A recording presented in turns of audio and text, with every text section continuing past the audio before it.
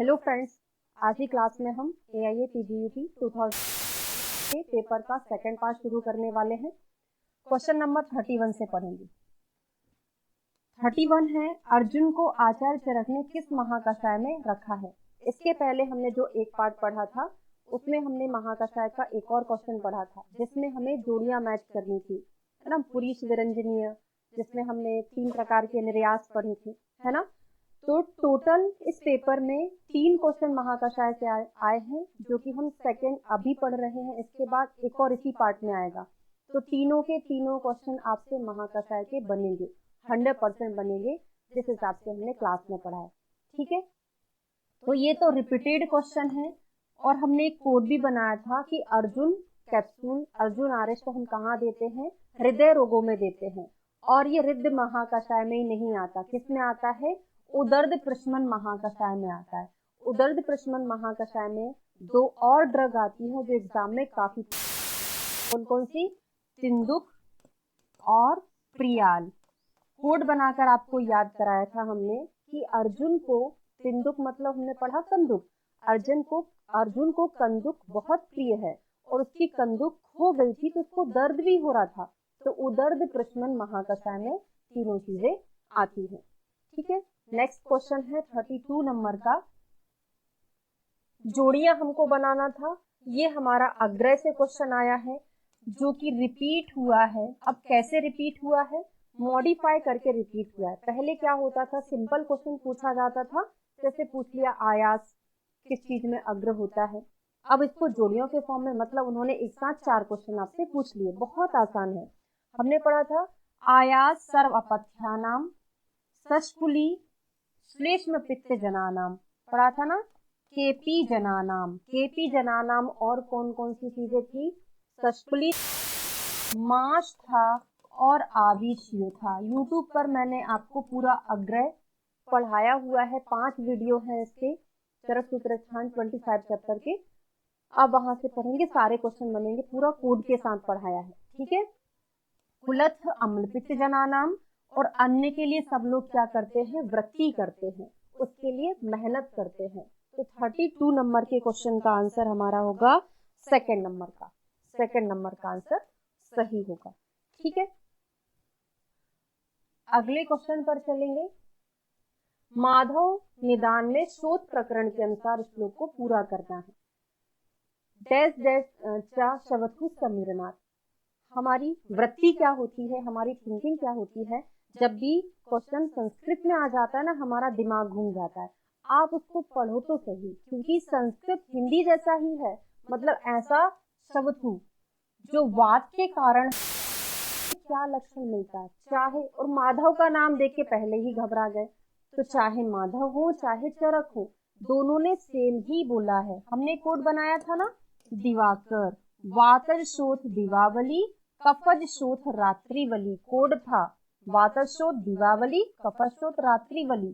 तो वातर क्या होगा, दिवावली होगा। और इसका जस्ट अपोजिट होता है शिरो रोग में, क्या होगा, वातज रात्रि और कफ दिवावली।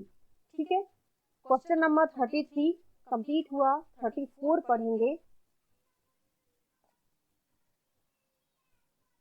सूची फर्स्ट को सेकंड से मैच करना था। हमने आपको पारिक की पैथोलॉजी में पढ़ाया था, वहां से केवल एक ऑप्शन यहाँ पर मिल रहा है, बाकी सारा नया है। रोदेरा टेस्ट, रो देता है बच्चे को, क्या काटता है, कीट काटता है। रो देता है जब उसको कीट काटता है। बेनेडिक्ट किसके लिए करते हैं, ग्लूकोज के लिए करते हैं। बस 1 मिनट, है ना, बेनेडिक्ट ग्लूकोज के लिए करते हैं। रोदेरा हमने देख लिया। हैरिसन टेस्ट जो होता है वो होता है बाइल पिगमेंट के लिए, और एक बचा स्लाइसिंगर टेस्ट जो होता है यूरोबिलिन के लिए। यहाँ से आपको ये चीज याद करनी पड़ेगी, क्योंकि हमने एक चीज वहां पे पढ़ा था, बाकी का सब नया है। इसका आंसर क्या होगा, फर्स्ट नंबर का होगा। नेक्स्ट है, ये भी रिपीट हुआ क्वेश्चन है, प्रीवियस ईयर में पूछा था, 4 से 5 बार क्वेश्चन आ चुका है।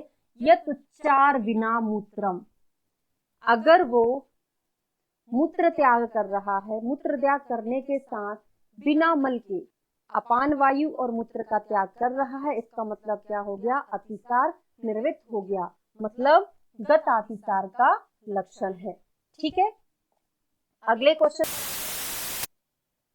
अब ऐसे क्वेश्चन में थोड़ा सा, जब आपको लगता है एक आध चीज आपको पता है, नहीं भी पता, लेकिन आप इसको अपने थिंकिंग से, है ना, अपने कॉमन सेंस से क्वेश्चन को सॉल्व कर सकते हैं। कैसे, देखिए, कोष्ठ आश्रितवाद, कोष्ठ कहाँ है हमारा, यहाँ पे इसको हम कोष्ठ बोलते हैं, है ना, पूरा वैसे पूरा ही एलिमेंट्री कोष्ठ होता है, लेकिन आप इसको कोष्ठ, कोष्ठ के साथ में क्या है साइड में, ये मैं आपको याद करा रही हूँ, ठीक है। कोष्ठ के साथ में आइट साइड क्या है, पार्श्व प्रदेश है, तो पार्श्व मिलेगा। अमाशय, ये स्पेशली हमारा ये फ्रंट वाला रीजन अमाशय है। अमाशय के बीच में क्या है, नाभि प्रदेश है ना, हृदय नाभि पार्श्व उदर रुक। और हमने अमाशय की पोजीशन क्या पढ़ी है चरक निदान स्थान के सेकंड चैप्टर में, है ना, नाभि स्थानांतरे कर, तो आपको याद ही रहता है। त्वकगत वात में पर्वरुक मिलेगा और पक्वाशय, देखिए पक्वाशय थोड़ा अमाशय के नीचे, नीचे क्या होता है, पेल्विक जो रीजन प्रदेश भी होता है ना, तो इसका आंसर क्या हो जाएगा, त्रिक वेदना हो जाएगा। तो एक बार में आप इन चीजों को अभी से याद कर सकते हैं। तो क्वेश्चन नंबर 36 का हमारा आंसर होगा सेकंड नंबर का। ठीक है, अगले क्वेश्चन पर चलते हैं। ये भी आपको क्लास में बहुत अच्छे से पढ़ाया गया था। इसके दो आंसर हैं, भिन्न नाम श्लेष्म संदिष्ट गुरु वर्चा प्रवर्तनम, जिसमें आम मिला हुआ हो ऐसा गुरु वर्च का श्रवण करता है तो कौन करेगा, कफज गृहणी करेगा।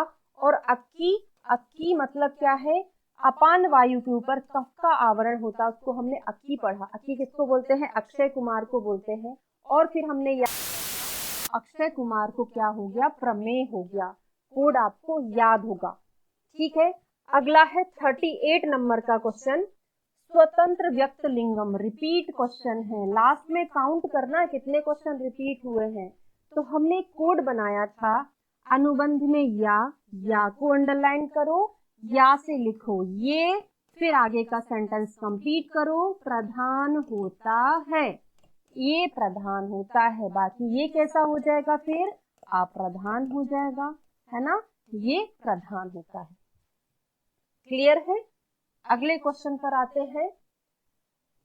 रिपीट क्वेश्चन है, क्रमी से कई बार क्वेश्चन पूछा गया है और आपको स्पेशली याद भी कराया था।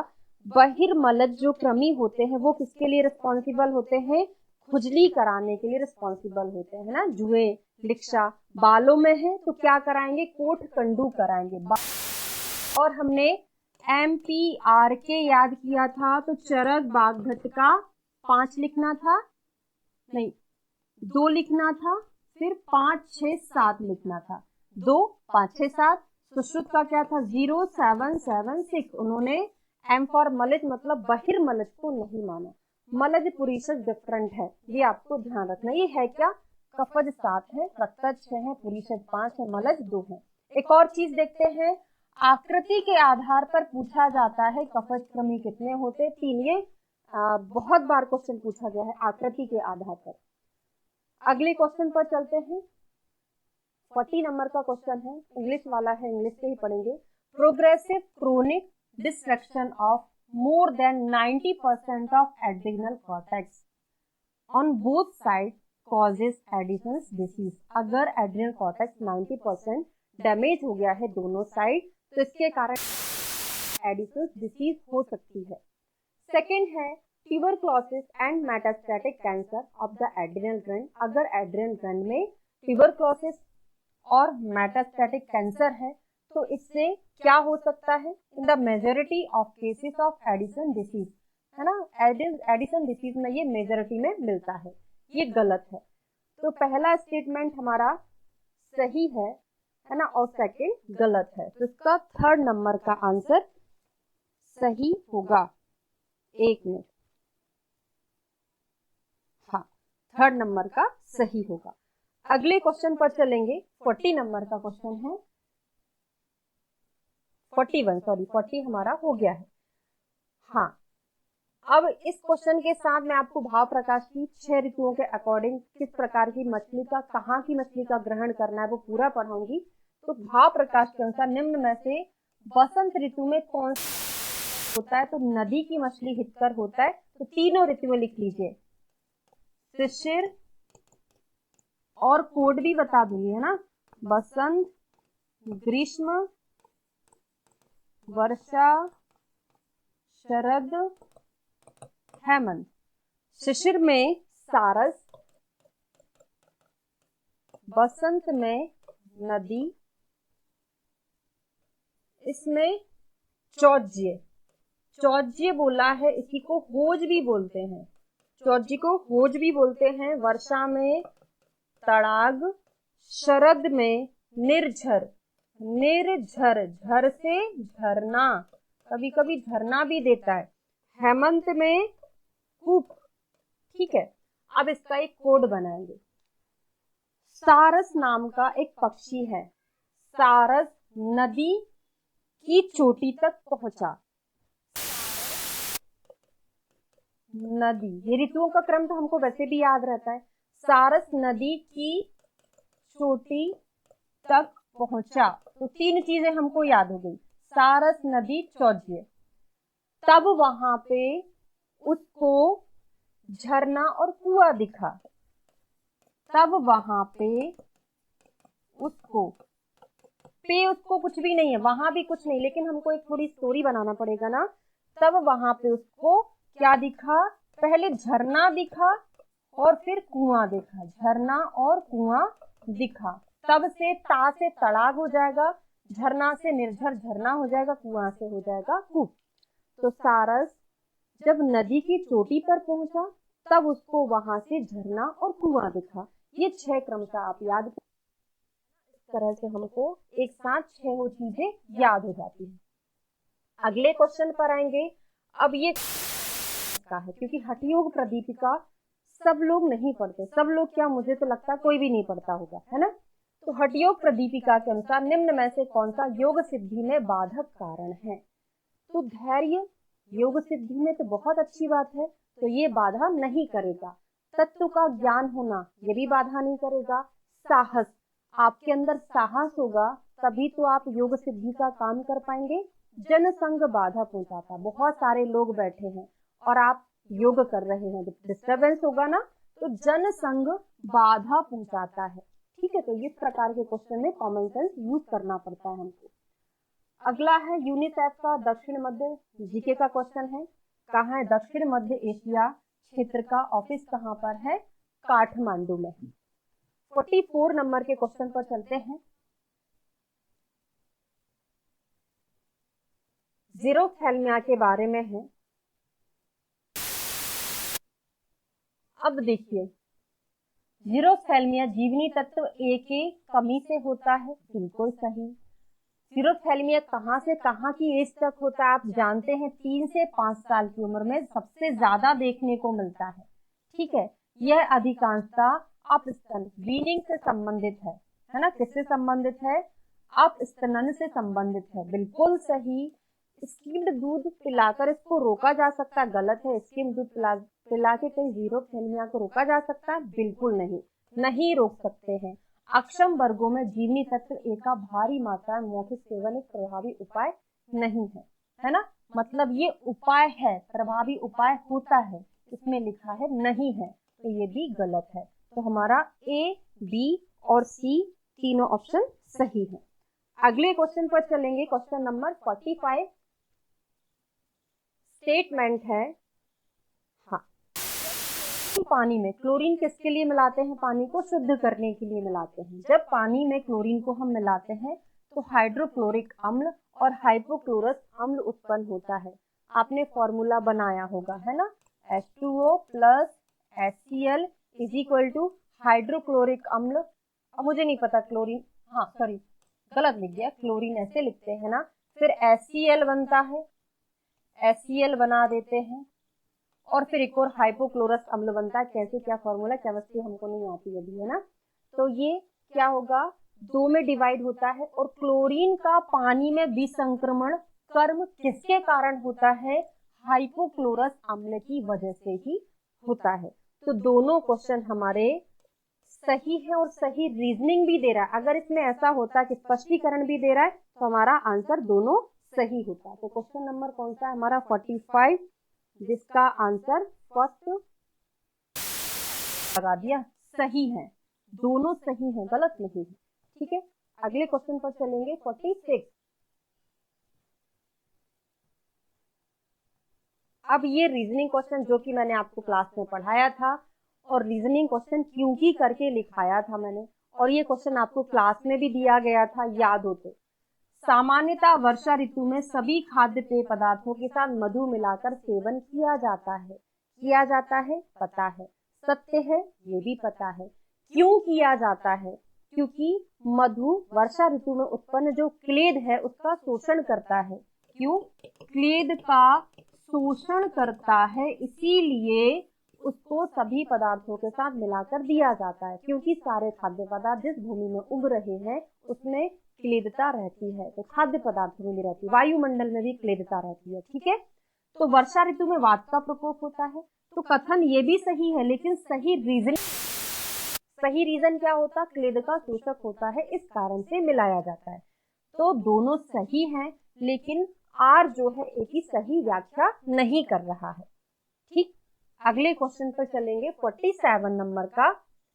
अब ये भी आपको पढ़ाया है चरक सूत्र स्थान के 27 नंबर के चैप्टर में। वहां पे आपको एक्सप्लेन किया गया था कि बकरी का जो दुग्ध होता है वो लघु क्यों होता है? क्योंकि वो बहुत चलती कूदती रहती है, शारीरिक गतिविधि बहुत करती है, ज्यादा पानी नहीं पीती है, कटु तिक्त रस प्रधान आहार का सेवन करती है, कम मात्रा में पानी पीती है। तो हमारा ए, सी और डी, ए, सी और डी सही होगा। ठीक है, 48 नंबर के क्वेश्चन पर चलेंगे। निम्नलिखित में से सूक्ष्म जीव फॉर्मर्स लंग की स्थिति के लिए प्रमुख रूप से जिम्मेदार है। तो कौन सा है? माइक्रोपॉलीस्पोरा फैनी। एक कोड देती हूँ, न्यू क्वेश्चन है। फैनी हमने पढ़ा था ना, शोणित फेन से फुफ्फुस की उत्पत्ति होती, तो फैनी मतलब फुफ्फुस। तो लंग्स के लिए कौन सा रिस्पॉन्सिबल है? फैनी वाला रिस्पॉन्सिबल है, याद हो जाएगा। 49 क्वेश्चन है। निम्नलिखित में से कौन सी पेशी, रिपीटेड क्वेश्चन है ना, ब्रेस्ट को सपोर्ट कौन सी देती है? Cooper's ligament. पढ़ा था, कई बार पढ़ा है, याद भी होगा आपको। अगला क्वेश्चन है 50 नंबर का, रिपीट हुआ क्वेश्चन है। घृतपान कितनी बार हमने पढ़ा है, और लेकिन ये दोनों क्वेश्चन अलग है, रीजनिंग है ही नहीं, तो इतना दिमाग लगाने की जरूरत नहीं है। ये पहले नॉर्मल आता था कि स्तनकीलक में सबसे पहले कौन सी चिकित्सा करते हैं, ऐसा पूछा जाता है। उसके बाद थोड़ा सा मॉडिफाई कर दिया गया था कि पूरा शायद 2023 के पेपर में आया था, उसका क्रम पूछा था, सबसे पहले घृतपान, फिर क्या होगा, फिर क्या होगा। ठीक है, तो काश्यप जी ने बताया है स्तनकीलक में सर्वप्रथम घृतपान कराना चाहिए, और काश्यप अनुसार दुष्प्रजाता और भ्रश व्याधि पीड़ित में क्या करना चाहिए? लेहन कर्म देना चाहिए। और यहाँ पे क्या लिखा है? अयोग्य लिखा है, जो कि गलत है। तो पहला सही है और दूसरा गलत है। तो क्वेश्चन नंबर, इसका आंसर हमारा होगा हाँ, थर्ड नंबर का आंसर बिल्कुल सही है। अगले क्वेश्चन पर चलेंगे 51। नीचे दिए गए डायग्नोस्टिक जांचों में से कौन सी, हाँ ये तो बिल्कुल कॉमन सेंस है, क्योंकि हम इस फील्ड में, हमको पता है ना, इनफर्टिलिटी में स्त्री बंधत्व को चेक करने के लिए हम कौन कौन से टेस्ट एडवाइस, लेप्रोस्कोपी कराते हैं, फॉलिकुलर स्टडी होती है, हिस्टेरोसल्फिंजोग्राफी होती है, लेकिन पैप्स्मीयर नहीं होता है ना। कार्सिनोमा की जांच करने के लिए हम करते हैं स्वाब लेके, है ना, वो कार्सिनोमा में होता है। तो हमारा आंसर ए, बी, सी सही है। 52 क्वेश्चन है, रिपीट हुआ क्वेश्चन है। वात का रुक्ष गुण और दुष्ट शोणित के कारण कौन सी योनि व्यापद होती? बहुत इजी क्वेश्चन है ना। दुष्ट रक्त के कारण पुत्रग्नि होता है, बहुत बार क्लास में आपको पढ़ाया है ना, तो पुत्रग्नि मिलता है। 53 क्वेश्चन रिपीट हुआ क्वेश्चन है, कई बार रिपीट कैसे हुआ है, मॉडिफाई कर दिया है, पहले अलग अलग पूछा जाता था, अब इकट्ठा पूछ लिया है। तो जब भी जोड़ियां आ रही, पेपर क्या होता है आजकल लेंथी बनने लग गया, लेकिन लेंथी की वजह से आप ऐसा नहीं बोल सकते कि पेपर टफ है ना। जब भी जोड़ियां आती हैं सुनाते हैं वो इजी ही होते हैं, है ना, वन लाइन की अपेक्षा। तो द्वितीय मास में क्या होता है, घना संपद्यते, पिंडापुमान पेशी स्त्री, अर्बुद नपुंसकम करके हमने पढ़ा। तीसरे महीने में सर्वेंद्रियाणी बनती है। पांचवा महीना पंचम धातु कौन, रक्त, तो मांस के साथ रक्त बनता है। षष्टम, षष्ठे बुद्धि था, लेकिन बुद्धि ना देख के क्या दे दिया, बलवर्ण दे दिया। पढ़ा था कि छठवें महीने में 6 चीजों की उत्पत्ति होती है ना, वहां पे 6 चीजें कोड किया था। आंसर हमारा 3rd नंबर का सही होगा। 54 है, मूल गर्भ का हेतु नहीं है। ये भी रिपीट हुआ क्वेश्चन है, सेम टू सेम, चारों ऑप्शन भी वैसे की वैसे ही है ना। अभिघात मूल गर्भ है, यान पे जाओगे मूल गर्भ होगा, क्षार का अधिक सेवन करोगे मूल गर्भ होगा, लेकिन मीठा रसगुल्ला खाओगे उससे मूल गर्भ नहीं होगा। तो मधुर रस का सेवन करने से मूल गर्भ नहीं होता है। ऑप्शन चारों के चारों सेम दिए हैं। ये भी रिपीट हुआ क्वेश्चन है, लीन गर्भ वाला है कि नहीं है, आपको कमेंट करके बताना है कि जो रिपीट हुए क्वेश्चन है जो मैं बता रही हूँ आपको वो याद आ पा रहा है कि नहीं। देखो मैंने जो प्रीवियस ईयर के क्वेश्चन पेपर सॉल्व कराए हैं, स्पेशली मैं अपने स्टूडेंट्स से बोल रही हूँ, है ना, आप मुझे बताएंगे कि ये सारी चीजें आपको याद आ रही हैं कि नहीं, है ना। आपको सन 2000 से लेके पेपर सॉल्व करना है, ठीक है। तो माता की कुक्षी को पूरित नहीं करता, मतलब वो कैसा है, प्रपन्न है, गरीब है, अभिपन्न है, ऐसे करके हमने विपत्ति वाला याद किया था, ठीक है। अनुक्रम में रिपीट क्वेश्चन है, अनुक्रम में कौन होती है, षंडी होती है। कौन सी योनि व्यापक के लिए आता है, षंडी के लिए आता है, महायोनि के लिए नहीं आता, है ना, षंडी के लिए आता है, स्पेशली आचार्य चरक के अकॉर्डिंग। 57 क्वेश्चन की बात करें। अब ये क्वेश्चन महाकषाय का, ये थोड़ा सा डाउटफुल क्वेश्चन है। डाउटफुल तो नहीं बोलेंगे उसको, हम श्लोक से अटेम्प्ट करेंगे तो डाउट हमारा क्लियर हो जाएगा।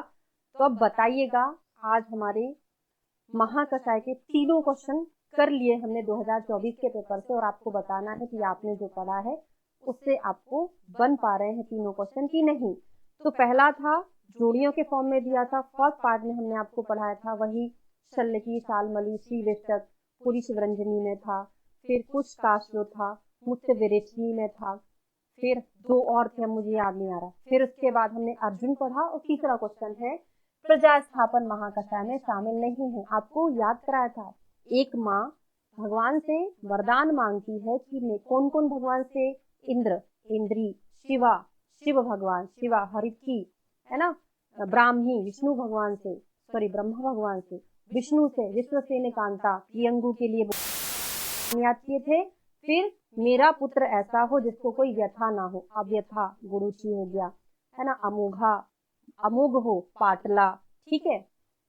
और कौन सा था, लगभग हो गया, है ना, अव्यथा, व्यथा ना हो, अमोघ बच्चा हो, उसको कोई अरिष्ट उत्पन्न ना हो जिंदगी भर, तो अरिष्ट भी हमने याद किया था, है ना, याद है। और वो हजारों साल तक जिए, तो शतवीर्या सहस्त्रवीर्या भी हमने पढ़ा, है ना, शतवीर्या भी पढ़ा, शिवा भी पढ़ा, अव्यथा पढ़ा, पर शतवीर्या, है ना, वहां पे दुर्वा लिखा है, और सहस्त्रवीर्या, सहस्त्रवीर्या उसमें पर्टिकुलर उसकी बात कर रही हूँ मैं, महाकषाय की, दूर्वा का भेद लिखा है कि नहीं लिखा, शतवीर्या के ब्रैकेट में वहां पे दूर्वा लिखा है, तो दूर्वा यहाँ हिंदी में लिख दिया, और उन्होंने आंसर यही माना कि नहीं है। तो फर्स्ट प्रायोरिटी हम श्लोक को देंगे। बात करें, इधर की बात नहीं कर रहे, यहाँ पे तो उन्होंने शतवीर्या दूर्वा और सहस्त्रवीर्या दूर्वा के भेद को बोला है। लेकिन जब द्रवगुण से एक क्वेश्चन आता है तो शतवीर्या पहला ऑप्शन शतावरी लगता है, और सहस्त्रवीर्या का पहला ऑप्शन दूर्वा लगता है। फर्स्ट प्रायोरिटी इनका भेद, सॉरी पर्याय, शतवीर्या शताब्दी का पर्याय है, सहस्रवीर्या ध्रुवा का पर्याय। ठीक है, तो यहाँ पे ये क्वेश्चन वैसे कट सकता था, पर प्रायोरिटी अगर श्लोक को लेंगे तो नहीं कटेगा। 58 नंबर का क्वेश्चन है, रिपीट हुआ क्वेश्चन है, क्रमी आशय का वर्णन किसने किया है? काश्यप जी ने किया है। ठीक है, देह वैवर्ण्य रिपीट हुआ क्वेश्चन है। हमने आपको ये भी बताया था कि हमको लगता है कि पांडु में डिस्कलरेशन हो रहा है, वो बड़ों की बात है, बच्चों की बात, उनको अगर डिहाइड्रेशन होता है तो उनका चेहरा एकदम डल पड़ जाता है, लूज मोशन होता है तो डल पड़ जाता है, तो अतिसार में मिलता है। ठीक है, अगला और लास्ट का ये नया क्वेश्चन है। पहले हम पढ़ते थे डाउन सिंड्रोम 21 में कुछ प्रॉब्लम होती तब होता है, लेकिन यहाँ पे वृषणवत जिह्वा किसमें मिलती है ये पूछ लिया है, तो किसमें मिलेगा? डाउन सिंड्रोम में मिलेगा। ठीक है, अब एक और लास्ट में इतना बोलना चाहूंगी, इसलिए मैंने 2024 का जब पेपर हुआ था तब इसलिए सॉल्व नहीं कराया, क्योंकि हमको इसके एस्पेक्ट में आपको समझाना है कि अगला आपको किस हिसाब से तैयारी करना है। तो प्रीवियस ईयर के अभी आपने थ्योरी पूरा पढ़ लिया है, जितना पढ़ा है केवल उसी पर फोकस करते हुए उसको रिवाइज करिए, नई चीज कोई भी पढ़ने की कोशिश नहीं कीजिए। जितना पढ़ा का मीनिंग ये नहीं कि आपने केवल चरखी अकेला पढ़ा है ना, जितना पढ़ा मतलब हमने आपको क्लास में पूरा कंप्लीट करा दिया है, उसका रिवीजन भी हो गया है, 2-4 दिन की और क्लास बची है, पूरा A to Z कंप्लीट हो गया है। आपका दिमाग लास्ट टाइम में होता है, उसको दौड़ने से बचाएं। आपने जितना पढ़ा है बहुत पढ़ा है, उसी पर कंसंट्रेशन के साथ पढ़ें, क्वेश्चन सॉल्व करें। अभी तो 60 क्वेश्चन और बाकी हैं, आपके अंदर और कॉन्फिडेंस आना बाकी है ना, सब कुछ बनता है। और 20 क्वेश्चन या 15 क्वेश्चन तो ऐसा मान के चलो जो किसी से भी नहीं बनेगा, तो कंपटीशन तो वही है ना, 50-15 क्वेश्चन को निकाल दो, बाकी क्वेश्चन को आपको गलत नहीं करना, सिली मिस्टेक नहीं करना। उनमें से भी कठिन क्वेश्चन भाई नहीं, ठीक है, सबसे नहीं बनता है ना, लेकिन सिली मिस्टेक आपको बचाना है। कब बचेगा? जब बार बार आप क्वेश्चन पेपर प्रैक्टिस करेंगे और बार बार थ्योरी पढ़ेंगे। जितना रिवीजन होगा उतना सिली मिस्टेक नहीं होगा। Thank you so much.